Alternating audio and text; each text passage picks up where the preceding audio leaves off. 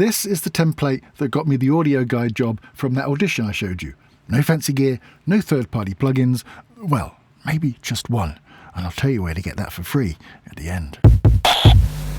I'm Richard, and I am your voice actor. Now, if you're a Tier 2 member, this template is yours to use right now.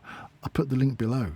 Editor Richard here. Completely forgot to mention, you can join by just hitting the button that says join down there somewhere. Do it now. This is how it works and what it can do. It's just one track, nothing unusual there. Now, if you look at the INFX, you can see that I've got a 50 Hz high pass filter, which I use as standard these days. I live in a flat and sometimes there's a little bit of building rumble. The unusual settings are in the track FX. I've got 4, count them, 4 EQs running one after the other, which I've never done before and was a bit of an experiment.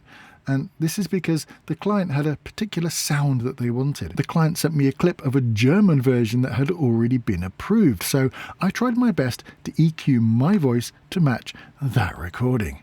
And it breaks down like this. EQ1 is a full-on EQ that I changed so as to get as close as possible to the German version, but it was still missing that sort of mid-range lift of the German version, so I added that as a wide bandpass on EQ2, but it's less than 3 dB boost and the wet signal is way down at 38%. But it was still missing a little something, so on EQ3 I did something a little similar, but used a sweeping parallel bandpass with negative gain, but with the wet signal all the way down to just 12%. It's almost unnoticeable.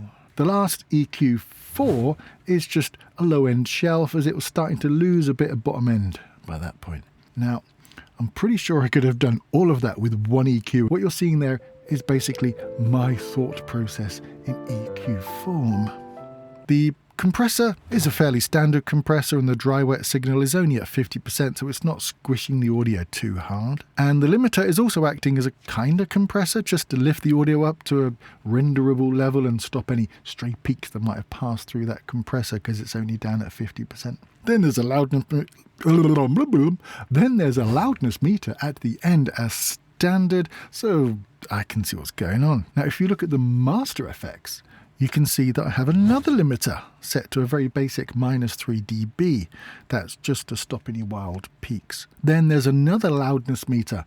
This time it's the Youlean meter, I think that's how you say it, which just gives you a bit more info. And if you want to use this plugin, you can download it for free. I'll put a link in the description. And finally, the render dialog is a pretty simple MP3 render of just the regions using wildcards to name the files. And that is the whole thing. But I will freely admit that 4 EQs is total overkill, and it could easily have been done with 1 EQ if I had put in the time and if I'd put in the effort. And if you want to know how to do that, watch this video right here.